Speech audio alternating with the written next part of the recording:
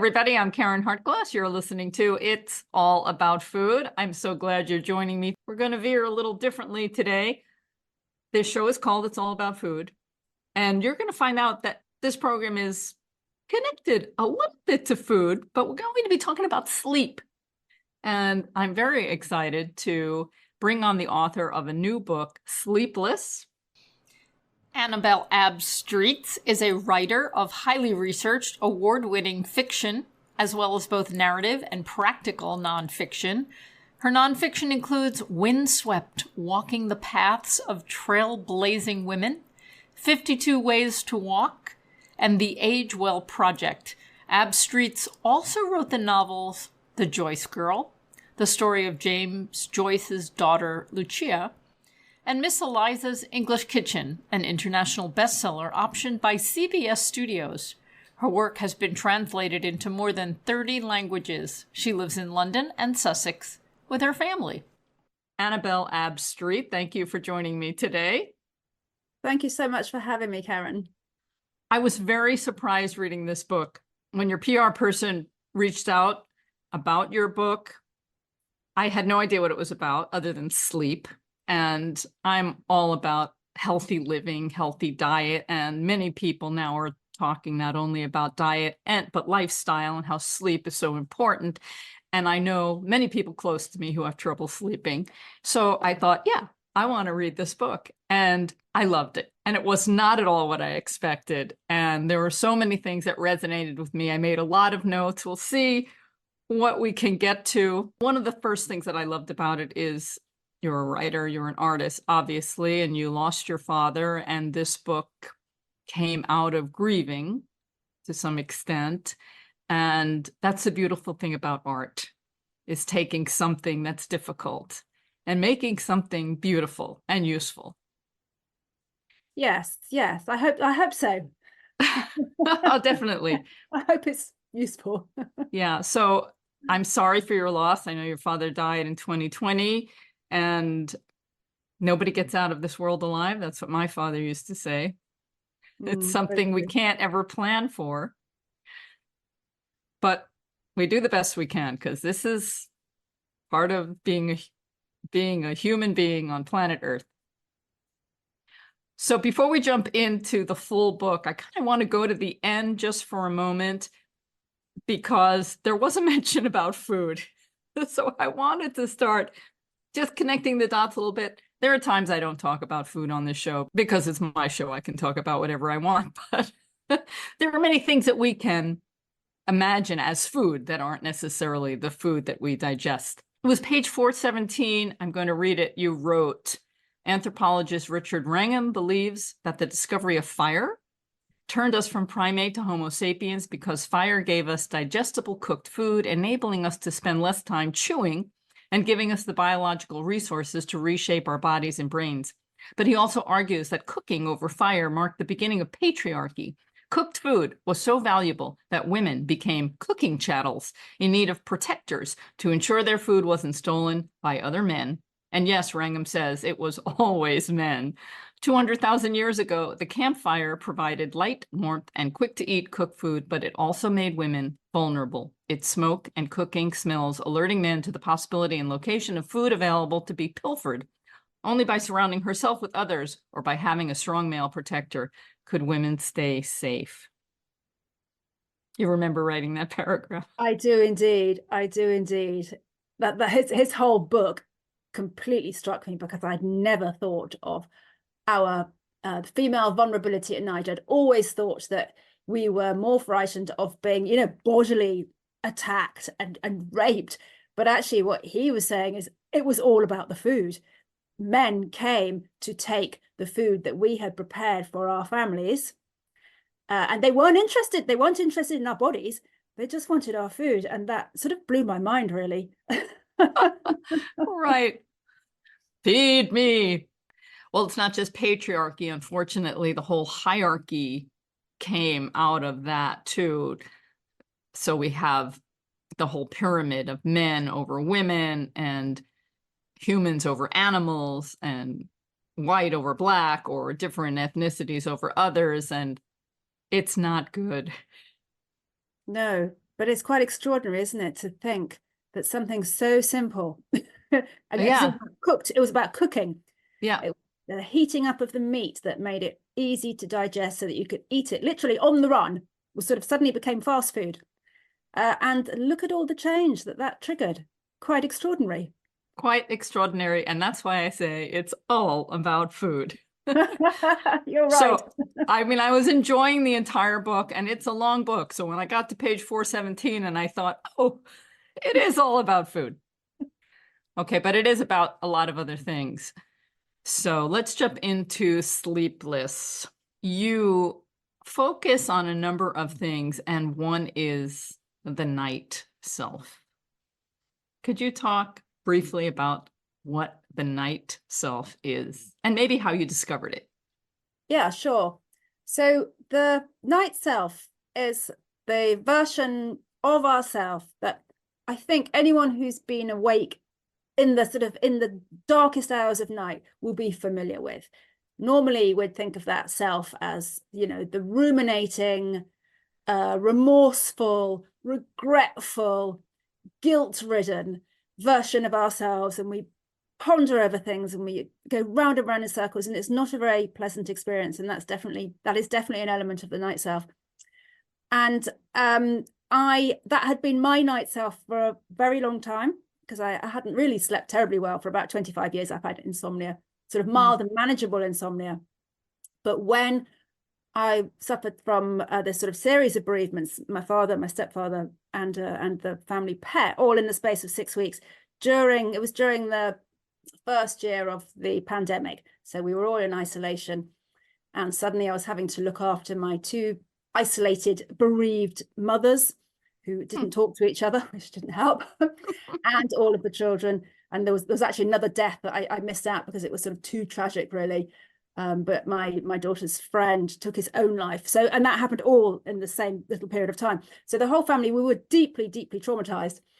And my sleep just went out of the window completely. And at that stage, I knew I had two choices, really. One was to go to my doctor, my physician, and say, I need sleeping pills, which I didn't want to do. And the other was just to sort of treat it as a bit of a journey and see where it was going to go, and hope that perhaps sleep would return. But in that process, I discovered that I really needed the darkness. And I'd always been a little bit frightened of the dark, and I'd always fretted on my awake nights, but suddenly that went away, and the night became a sort of a place of refuge. And the darkness suddenly felt really healing, a bit like coming in from the cold and having this just gorgeous blanket wrapped around you. And it was a very strange experience, and I hadn't had it before. And I wondered if it was, initially I wondered, if it was part of the grieving, this was something to do with my grief-wired brain. But then I started to reach out to scientists and read reports and things, because I realized that my brain was it was very different. But I also realized that once that ruminating, fretful voice is turned off, and because I was grieving, suddenly, lying awake all night worrying about the little things, they seemed unimportant. So there was a new freedom to my way of thinking, which was prompted by grief, weirdly, and perhaps a little bit oddly. But small things suddenly seemed unimportant, and there were much bigger things I had to find at night. I had to find all these dead people. I had to sort of try and understand what had happened and where they were. And I don't have a faith. I'm not religious as such. So I didn't have an easy answer. I couldn't say, oh, they're in heaven, because that just didn't make any sense to me. So the night became initially a time of sort of spiritual exploration. And I found that at night, because of this sort of funny working of the brain, which I'll explain, things that seemed unacceptable to me during the day seemed completely acceptable and made perfect sense. So that was sort of the first, I think the first little epiphany really was that actually I could find some answers and some joy, alone at night in the dark. And that was an absolute novelty. In society, we're made to feel like we have to fit in. And there's a routine, a schedule, and we're supposed to go to bed at a certain hour and get 8 hours of sleep and get up. And there's so many reports about how we're not doing that and how we can measure our sleep. And I think a lot of people are getting more stressful, thinking, oh, I'm not sleeping the way I'm supposed to. And that adds to everything that we don't need. And some of what your book did was explaining, not just with science, but with your own observations, what sleep is about and what can happen at night, and how there are many different ways that we can sleep. We can get up in the middle, and that it's all okay, and that it's all natural. So first, accepting that is tremendous. Yes, yes, I think we have become very disconnected from night and from the way our ancestors experienced darkness and the night. And they didn't sleep, or it's now thought that they didn't sleep in the way that we are really being encouraged to sleep, which is, you know, you should go to sleep, you know, preferably between 10 and 11, and you should have your 7 to 8 hours straight through. No one actually slept like that. So again, I was quite surprised to find that that wasn't the normal way of sleeping. And in many ways, we're sleeping much better now than I think our ancestors ever slept. But that isn't the message coming out of the $100 billion sleep industry, an industry that's now so big. Also, I think we have to question some of the studies and the headlines that are sort of appearing in front of us, because again, my research showed that a lot of these headlines are a little bit scaremongering. So there's a lot of data showing that it's perfectly all right not to have 8 hours sleep. And in fact, many people live to wonderful old ages, as healthy as anything, sleeping on far less than that. It's perfectly all right to have broken, fragmented sleep. That's probably how our ancestors slept. And in fact, I spoke to several anthropologists, including a guy who lived in the Amazon with a community of indigenous people. He lived with them for, I think, about 12 years. And you know, he told me how horrified they were when they heard about how we all sleep, you know, alone in our little beds, you know, at a set time. And they all sleep, you know, they sleep communally. He said every time he slept on, you know, around the fire under the tent with them. And he said that whenever he woke up, you know, surfaced at 2 a.m. or 3 a.m. or 4 a.m., whatever time it was, he said there were always a group of people, always, not the same ones, but always a group of people who were awake and by the fire and having a cup of tea or having a smoke. And just, he said, just like they used to talk in these very low, soft voices, just chatting. And he said that was sort of the background noise. So you always had this sense of safety. But he also said that people did not sleep all through the night. So some of these facts I found really reassuring, because they encouraged me, I think, to sort of push on with my various journey, my various aspects of the journey, because suddenly I thought there's nothing to be frightened of. I'm not going to get dementia tomorrow. I'm not going to end up with type 2 diabetes and obesity and have a heart attack because I haven't, you know, missed a few nights of sleep. So that was all quite reassuring. It sounds lovely, actually, to wake up when you're relaxed and there's that calming darkness, if you're not afraid of it, and you have other people around you, you have a little tea, talk, and there's not that same pressure of the day to get things done, and then you can go back and get a little more sleep. I like it. Yeah. I think it's I think there's a lot to be said for it, but it's definitely not encouraged at the moment. I just read an article yesterday and it really frustrated me, because a while back I had read that the best way to sleep is on your back. And so I trained myself to sleep on my back. And now I'm reading, no, you want to sleep on your right side. And I know when I sleep well, and that I'm going to sleep the way I know works for me. I think that's such a good point, Karen. I'm just going to come in on that point, because I think the other thing that frustrates me at the moment is that, you know, I have so many friends who are now just sleeping with these sleep trackers. Oh, and yeah. every time you use a tracker, any sort of tracker, I think you stop learning to listen to your body. So you wake up and you look at the tracker. The trackers aren't correct. I think a lot of them are what's the average? Something like 50% accuracy. So it's pretty low. So people are now waking up, and instead of listening to their body and thinking, I feel great, or actually, maybe I need to go back to sleep, or maybe I should try and get a nap this afternoon, they're just looking at the tracker. And apparently in the UK, the doctors are getting very frustrated because they've got these what they call the worried well, who are all turning up, perfectly healthy people who are all turning up at the surgery saying, my sleep tracker says I'm not getting enough deep sleep, or I'm not getting enough REM sleep. So I think it's just gone a bit too far, and we need to go back to listen to what our body's telling us. Unplug. So I want to get into some of the things that I really enjoyed about the book and why I would encourage people to read it. And that's the enchanting part, the magical part, the mystery part, the spiritual part. I really enjoyed all of that. So let's touch on some of that. You talk about birds and birds coming to our rescue, and different times you cited birds and how you thought maybe this eagle, or when you saw an eagle, it might be your father. And I love that. I believe in that, whatever that means. I wanted to share an experience I had, because you talk about the nighttime, and you have many different experiences in the book, and you actually go out and sleep at night outside. And I realized, oh, I've done that. So I bought property in Costa Rica about 20 years ago, and I used to camp in the jungle by myself. And it was a remarkable experience. There were two things that I noticed. One is there was this soundtrack all night long, and the channels changed over time. And the sounds were incredible, all the life and activity that happened at night. And the second thing was, I wasn't afraid of that. I was afraid of man. Yeah.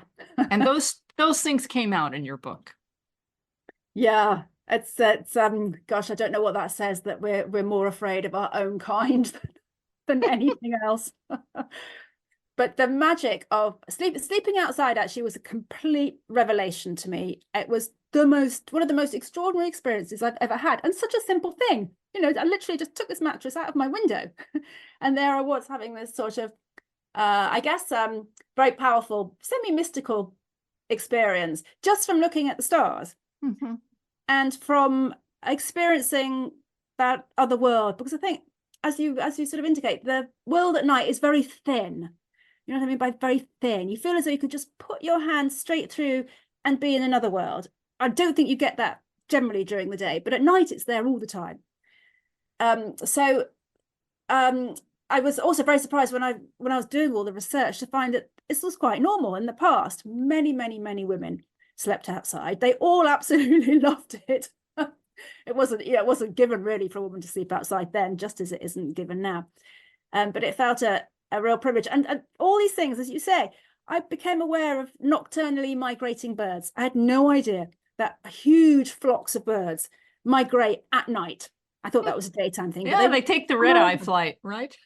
Yeah, and it was silent, so they're not making any noise. You just hear the beating of the wings, and it's absolutely beautiful. So all the noises, all the sounds are completely different, which I think, again, most people probably never hear them. The smells are different. So our sense of smell is more acute at night.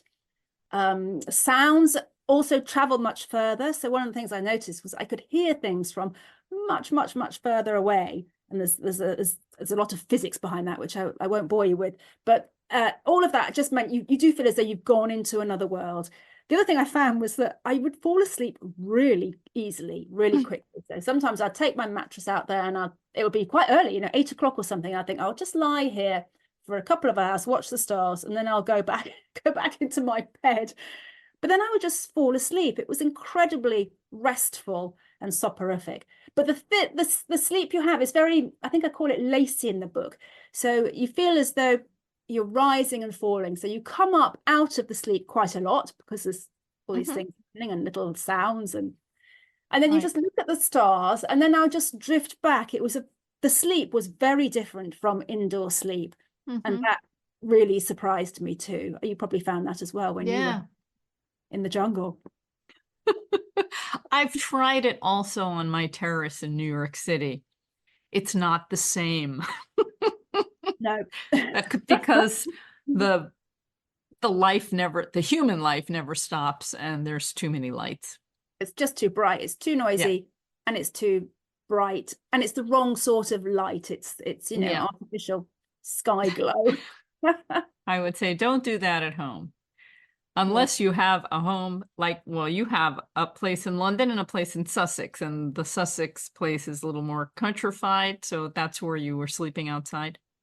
It's actually on the edge of a dark sky reserve. Yeah, nice. Why I could see stars. I'm just so lucky. I'm aware of that every time. But I would say, if anyone wants to, just go to one of these dark sky reserves and somehow, camp, but get out of your tent and just lie there. Because it's sort of a little miracle, and it's the thing is, it's there every night. Every night it's there. That's right. No, it's a free show every night. It's a free show every night, and the stars change, the constellations change according to the season. The phases of the moon change. So every time you wake up, the moon's in a different place, and the constellations are in different places. So there's always something to look at. In the beginning of the book, you were talking about primarily women who had insomnia and sleep problems. And I was thinking, oh, I know a lot of men that have sleep problems too. And, why is she focusing on women? But then I got it. And I really appreciate it. So throughout the book, you're mentioning many women, writers, artists, women of note. Some of them we've heard of, and some of them many of us haven't. And they're important contributions, scientists as well. And how darkness, the nighttime, was their freedom, was the time when they were able to be themselves. And that was amazing to read about it and realize that. So thank you for bringing that out, but also what we go through as women in society and how artists especially have to express themselves and find a way. Sometimes it's just by not sleeping. Because that's when you can be you.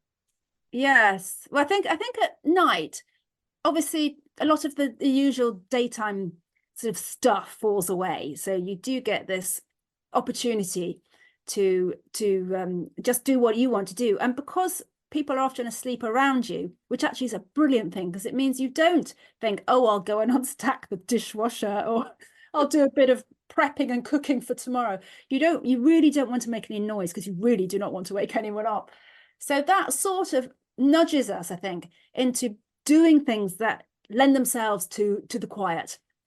And that does really mean that it's writing, it's drawing, it's stargazing, it's thinking, it's praying, it's meditating, it's all of those sorts of things, as opposed to a lot of the household stuff that otherwise I suspect a lot of women would have probably thought, oh, well, I'll get ahead on the ironing. But those things, actually ironing is a little bit quieter, but often a lot of the household things, particularly in the past, they were noisy. Yeah. You were clanking metal buckets around and whatever. So it was often a really good place to do something that was quiet. And then, of course, you were a little bit restricted, which is also a good thing. All the experts are telling us to turn off our televisions and our screens and our phones a few hours before we go to sleep, because it really messes up the brain in terms of melatonin production. And for people that are having problems sleeping, this is what they should do. I know many people don't, because if you're having trouble sleeping, what do? You go to your phone, or you watch some new series or something, and you keep going until you can't. But there's just something beautiful and romantic about waking up and lighting your little candle and drawing or writing, reflecting without electricity. Yeah, but actually, I really like all of those. Of course, we all do. But the instructions to not turn on screens and not turn on overhead lights, I think is also really, I think it's important, but I also think it's really good, because I think a lot of people now, when they wake up, might think twice about going straight to the laptop, hopefully. Because again, that's another thing, like stacking the dishwasher, that if that's shut down to you, I mean, the more of these things that are sort of shut down to us, the more we go within ourselves, and the more then we are likely to do something a little bit creative. rather than, oh, I'll watch some Netflix at night. Because you're right, it's very tempting when you're awake. Or you think, oh, scroll. But actually, these endless instructions, you know, do not look at your laptop, do not have blue light, I found really helpful, because they stopped me from doing that and forced me really to do things that actually were much more meaningful and much more satisfying, and things that really used the rewired brain. So one of the things I talk about quite a lot in the book is how the brain rewires for nocturne. And if you're just watching Netflix, your rewired brain it's not really getting a chance to play. And I would really urge people who are awake at night to try and explore a bit of their mind, because it is so different from the day mind. And again, a lot of the very, very new circadian science sort of backs this up really by showing suddenly that the bits of the brain we use during the day, they are going into partial hibernation at night. They are sleeping and sort of resting and restoring. So other parts of the brain that we don't use so much, and I think a lot of these parts of the brain are slightly more, I would use the word spiritual, but they're certainly more open-minded. Because the bit that goes to sleep is that, you know, that logical, orderly, methodical, rational, curtailing of emotions bit of the brain. So when that's out of the way, and again, that bit of the brain is bigger and more active in women, which is why I sort of partly focused on women.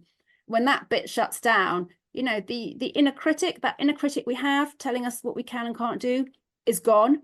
That all that sort of judgmental, self-assessing, self-evaluation is much quieter. Often it's just gone, asleep. Things that seem impossible during the day, like all of the birds that kept coming to us. It was unbelievable that during the day, me and my husband would just say, oh, it's just, you know, it's just coincidence. But part of me would think, oh, really? Maybe. But at night, the part of me that was thinking really was like, oh yeah, that's not coincidence. You wake up. Well, I was awake, obviously, but you know, as in, of course it's not coincidence. How could you think that?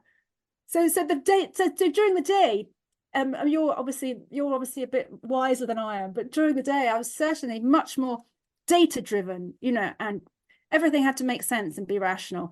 And at night, I really liked being less rational and less certain. I loved the uncertainty and the fact that there was no one making, you know, the part of my brain that liked certainty was asleep.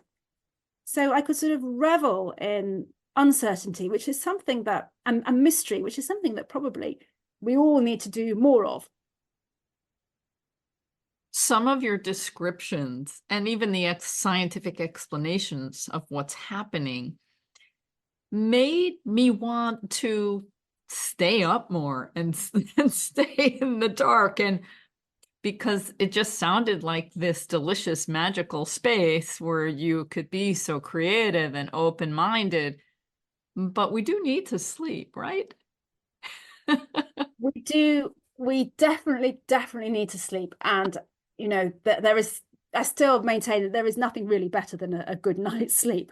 But the second best thing, if you can't get that, is to hang out with your night self, as opposed to fretting and becoming anxious, or just you know, putting in something into your ears to try and to blot out your own ruminating voice. So I think what I found was that I would often produce things that were quite different to the things I produced during the day. And I found this when I was looking at all the artists, that the work they did at night, for example, Lee Krasner and her paintings, that she spent 3 years doing paintings at night, they were so completely, utterly different from the paintings she produced during the day. And this pattern, I sort of spotted it repeatedly. And then, of course, I started to do it myself. And now I see it in my own feeble efforts. But it's just, you know, different things being looked at through a different lens.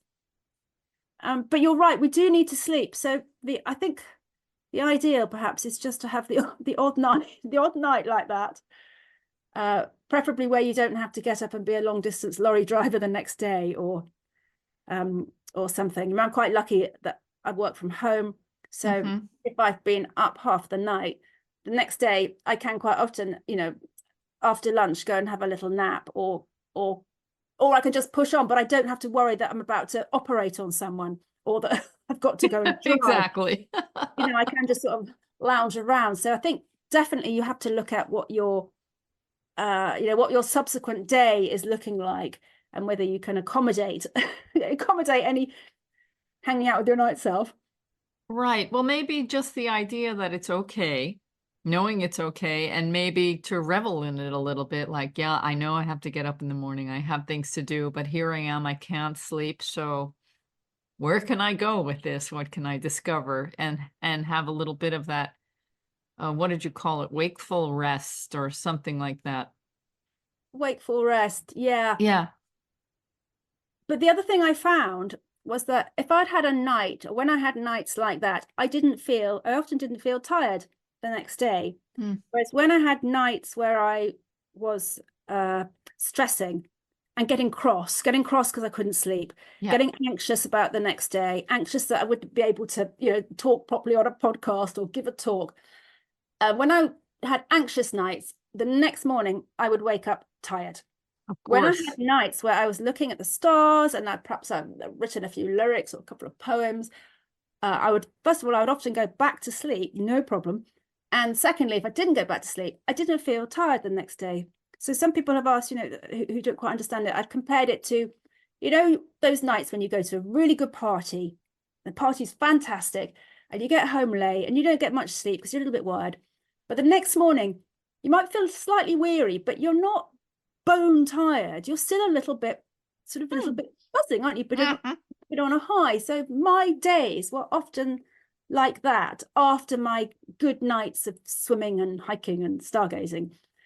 They just seem to generate their own energy, which pushed me through the next day without any signs of obvious fatigue. It was really strange. I still don't quite understand it, but that was my experience. So you were very courageous in this book, writing about facing your fears of the night and darkness, and you went to some extremes to get to know that a little better. You would swim at night and walk along a coast somewhere. Yes, and you yes. even took a cruise to the Antarctic. Yeah. I think I wanted to see what it was like to be in, near 24-hour darkness. What was it like for the people there?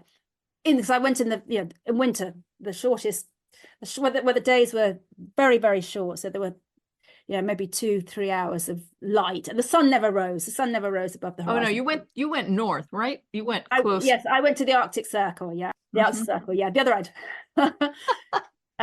And it was interesting because people there have a different approach to the darkness.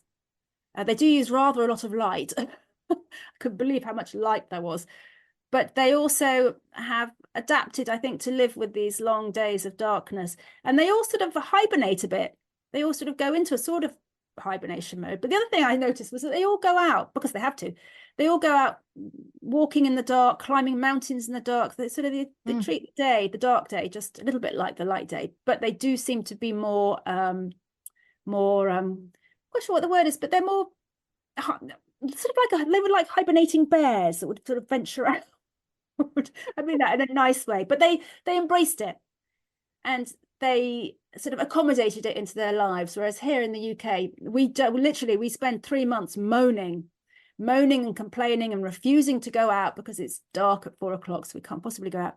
And their approach was quite refreshing. But in terms of the other things I did, the swimming and the walking, if you feel safe doing it, I would say, and in the country, I didn't like it in the city. I tried it in London and I just hated it. But for anyone that feels safe and has a safe place where they can walk, even if it's the garden, it's such an extraordinary time. And, in the summer, flowers smell different. So there are flowers that only release their perfumes at night. So we're not aware of those if we're sleeping. There are all the insects that come out, the glowworms, the owls. I mean, it was just absolutely extraordinary. So I do recommend that. I used to find that if I went out for a walk, I would come back and I would get into my bed and I would just go straight back to sleep. So it was a perfectly normal thing to do. As though whatever it was that had woken me, whatever was sort of had whirling in my mind, I'd sort of shed it on the walk. I'd sort of exercised it in a way, purged it. You talked a bit about Singapore. and how much light is in that city. And there's not much difference between day and night because it's all lit up, and the impact it has on the population. Yeah, it's so bright. So it's I've got high rates of breast cancer. Breast cancer is one of the most clearly associated illnesses that comes with light pollution. So there are you can see these maps. Some of the biologists showed me maps, and literally you can see the rates of cancer, breast cancer, and they're in the really bright areas. So there's something. They think now that it's the light suppressing the melatonin, and it's the melatonin has the antioxidant qualities necessary to fend off breast cancer. So they think it's prostate cancer too, but mainly breast cancer. But the other thing that struck me in Singapore was that women felt really safe with all that light. So I was in a real conundrum over this. Right. There I was really saying, we've got to go back to the darkness. We've got to learn to live in the dark. But in Singapore, in fact, the first thing I came out of the airport and got into a taxi, and the first thing a taxi driver said to me was, he said, you will be completely safe here. And I said, oh, really? He said, yes, you could go out for a walk at 3 a.m. and you'll be completely safe. And so I spoke to women, and they all said yes. They just didn't feel the fear that you would have in New York City, that I have in London. But you know, was that the light, or was it thousands of cameras that they have? Or, you know, I don't know what it was, but they seem to think that it's because it's so well lit. You know, so that was a real conflict in my mind, which I still haven't resolved. Well, as women, we need to find a way to take back the streets, and turning on the light is not necessarily the right answer. No. It sort of saddens me that seems to be the obvious, easiest answer, is just to blitz the place with light to make us feel safe. But look at the cost. What price do we all pay for that? What price for the wildlife? Yeah, there's got to be another way. You bring up melatonin, which the science behind that is really fascinating, and what we're discovering about people and their lifestyles and their circadian rhythm, and whether they produce melatonin at the right time or not. I know a lot of people are taking melatonin now, and I read about a lot of experts about health and lifestyle, and some of them just drive me insane. You know, they're just like, take the melatonin, whether you need it or not, you need it. Yeah. Yes, I think a lot of children are being given melatonin, and we just don't know what the fallout of that will be. Right. It's a hormone, and we don't want to playing with hormones it's not the right game. No. Yeah. We don't know enough about them. No. Yeah. I know I had advanced ovarian cancer 17 years ago, and I took a number of different routes to heal. I'm here, I'm thriving, everything's great. But some of the alternative practitioners were recommending all kinds of supplements, and I took a lot, including a lot of melatonin. I took like 7 times the normal dose. And I remember it affected my sleeping and my dreaming. There was crazy stuff going on in there. So, you know, we really have to be careful with what we put in our brains, because it's a whole laboratory in there to begin with, and upsetting the balance has different effects. Yes. And of course, everyone is so very different. That's the other thing that we're starting to realize, isn't it? That, you know, we're all different. Some of us need more sleep, some less. Some produce melatonin at 8 p.m., some produce it at 12 p.m. We're all on slightly different sort of chronobiological clocks. So there's the hard and fast rule, you go to bed at 11 and you have your 7 hours, just doesn't work for, you know, the population. It probably works for a chunk of it, but certainly not for the rest. And one of the things I've discovered is that this idea of the biphasic sleeping in 2 chunks, which I think is probably my natural way of sleeping, although it's called insomnia, I think there are probably a lot of people who still sleep in that way.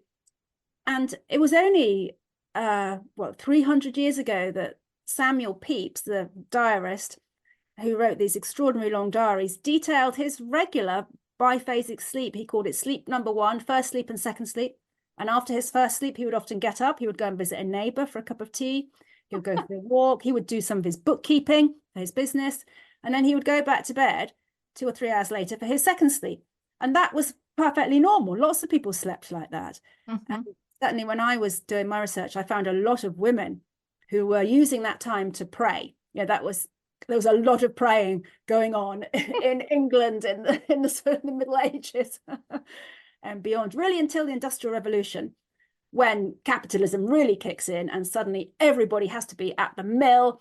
They have to start at 7. They've got to work all the way through daylight to get the most work out of them.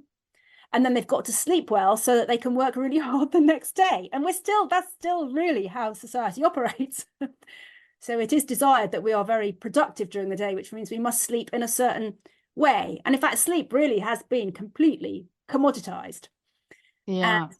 And turned into something that's transactional. And it shouldn't be like that. I'm having all these silly ideas. So I love any excuse to have a cup of tea, and I drink all different kinds of tea, black and green and white and herb and not, non-caffeinated. But I just love the idea of sitting and having a cup of tea, and just the idea of waking up in the middle of the night, having a cup of tea, maybe having a little chat, and then going back to sleep. It just sounds really lovely. And then I'm thinking, okay, maybe we can commodify that. We can have cafes open in the middle of the night just for tea drinking and quiet conversation. It would be quite nice though, wouldn't it, in some ways? That, quite often moments, because this was happening to me every single night, quite often moments where I thought, I'd really like to wake up, wake up my husband or wake up one of my children. And there were a few nights actually after the pandemic when I would wake up at about 2 or 3, and I had a daughter who was 18 and a very keen clubber. And so I would be coming downstairs having had my first sleep, and she would appear, through the door having been out clubbing. And that was really nice because we would just sit and have a little chat. But that didn't always happen. Very nice. So you went into this book grieving and writing. What did you get out of it? Well, I certainly I've got so many things. It's hard to quantify them all, but I feel very grateful to my father, peculiarly, for sort of, in a way, gifting. Obviously I'd rather he was alive, but that couldn't be. But for gifting me this whole experience that seemed to be propelled by grief. Although now I'm aware of it, anytime I wake up, I can, which is why I wrote the book, really, because I thought you don't have to be grieving. Lots of people wake up at night, and lots of people could be doing these things. So first of all, I think all of the things I discovered, the strange wildlife, the plants, the birds, the stars. I went to an astronomy course and learned all about the stars. I bought a telescope. So it just opened so many doors into new worlds. And it also, I think, gave me a place where I can be, my very rational self can be a little bit more spiritual, unquestioningly spiritual. It's night is sacred. There's something divine about it that I would not have discovered if I hadn't been grieving, because the grief gave me the idea that I didn't have to fret about little things. Otherwise, I think I'd still be lying awake fretting about little things. But so it's sort of a funny chain of events, really, that has led to a new understanding of, a new connection with the night, a new understanding of darkness, certainly a new understanding of how the brain is at night, which is really helpful. It's really, really helpful to know that when your brain, if you wake up in the night and you start feeling maybe you're feeling horribly guilty because you haven't spoken to your very elderly father-in-law for 4 months or whatever. At night, that would suddenly, you'd wake up and you'd be thinking, God, how could I be so cruel and mean? But actually, the night, once you can turn that off, and you realize that that's perhaps just ruminating, once you can turn that off and find other ways of thinking. So now I know that instead of I know that the brain is wired to ruminate. I know that I can turn that voice off, and I know that I can find another bit of my brain and use that to do something creative and imaginative and reflective. And the other thing is that, yes, the days are different now, because what you've found at night, or what you've seen, or what you've learned, or what you've experienced, what you've felt at night, it does travel with you. It doesn't just shut down when your day brain wakes up. It does travel with you. And even though during the day you might look back and think, gosh, that was a little strange, it's still there. And come the night, you go back into that world, and it's just as magical. And I think bit by bit, the day self does become slightly less rational, maybe. At the beginning of when we started talking, you said that at night, I'm not exactly sure how you said it, but you wanted to communicate or get to know the ghosts or the people that had left. And did you find that? And how did you find it? Well, I think that we know that there are lots of people awake at night. I think it's something like, isn't it, 1 in 5 Americans is, routinely awake during the night. So when we wake up, we feel really alone. It's that you're completely alone, but actually you're not. 20% of the population is with you. Okay, they're in their separate houses, and you should all get a cup of tea. I think your idea of a nighttime cafe is looking good. So I think that's also quite reassuring. I mean, I think that I sort of wouldn't want to be communicating with them directly, because then that space which is all yours stops being all yours in a way. Yeah. So it's just nice to know that there are lots of people out there also awake, and writing and painting and reading and maybe making music with their headphones on. So there are a lot of, and in fact, a lot of creative people do say they do their best work at night, and whether that's garden designers or musicians or composers, or a lot of them. But did you gain a better understanding of the people that had died during the night? I think that's such a good question. I think I'd say that I was able to come to terms with the loss more quickly, and perhaps in a more therapeutic way.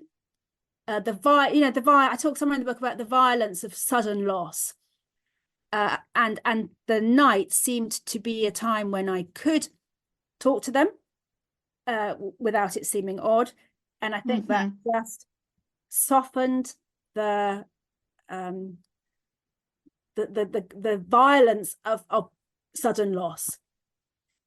And I think so I've spoken to lots of people about losing people we love, and there is a huge difference between they're not you can't compare them. One is neither worse nor better than the other, but when you lose someone, say through a slow process of cancer, for example, it's quite different to when someone unexpectedly drops dead, and there's been just no forewarning of it.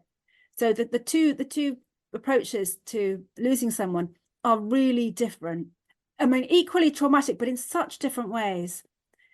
And I think for me, the 4 deaths were so unexpected, so out of the blue, that I needed a place to go where I could communicate with them to help that process of acceptance.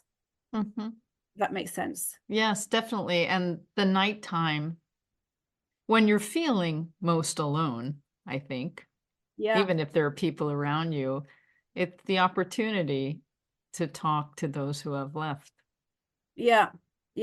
And we feel like, and it seems like they hear us.